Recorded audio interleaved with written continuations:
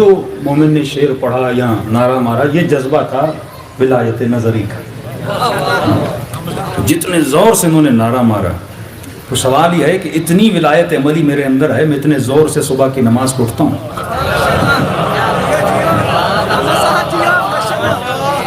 تو super power مولا ہیں، لیکن کیا اس سپر پاور سے میرے اندر کتنا پاور آ رہا ہے؟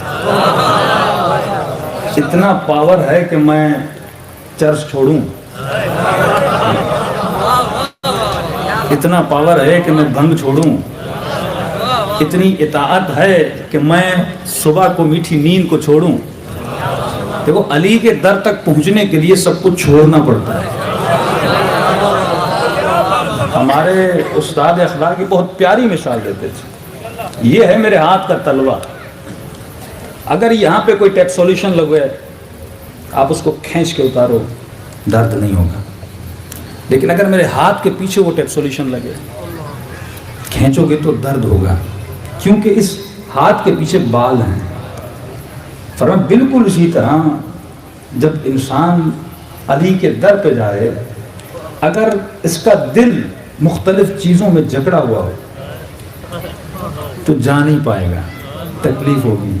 لیکن اگر خواہشوں کو ہاتھ کے تلوے کی طرح صاف کر دے گا،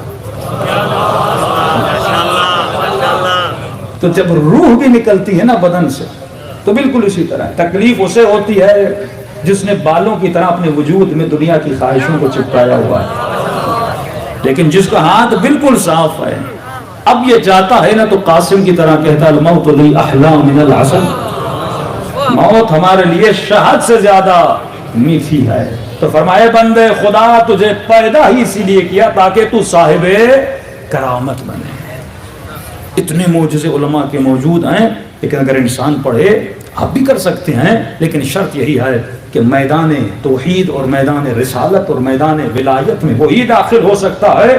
اللہ نے شرط رکھ دی لا یمسہ الا المطہرون، جب تک تو اپنے وجود کو پاک و پاکیزہ نہیں کرتا.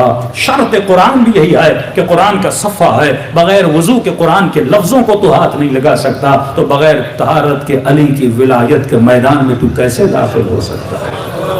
تبھی ہے کہ اگر حسین کی زیارت کو جاؤ تو پہلے غسل زیارت کیا کرو، صاف لباس پہنا کرو، وضو کیا کرو، اور دروازے میں ایسے داخل نہ ہوا کرو، پہلے اذن دخول پڑھا کرو. ادخل یا اللہ، ادخل یا نبی اللہ، ادخل یا مولاتی یا فاطمہ الزہرا، ادخل یا ملائکۃ اللہ.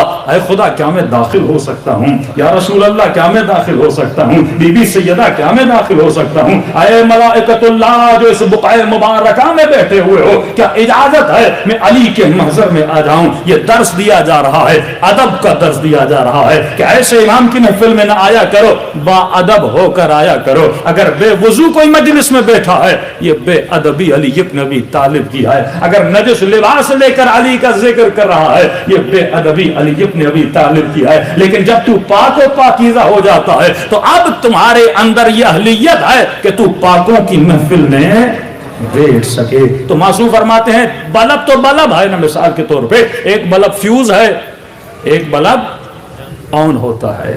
فیوز بلب بلب ہی ہے لیکن اس میں روشنی نہیں ہوتی. لیکن جو بلب روشن ہے وہ خود بھی روشن ہے، وہ آپ کو بھی روشن کرتا ہے. تو اگر تیرے اندر ولایت آ گئی تو خود بھی روشن ہو جائے گا اور اپنے اطراف میں قلندر کی طرح بستیوں کو بھی روشن کر دے گا. یہ روشنی تمہارے اندر اہل بیت پیدا کرنا چاہتے ہیں جس سے پوری دنیا محروم ہے.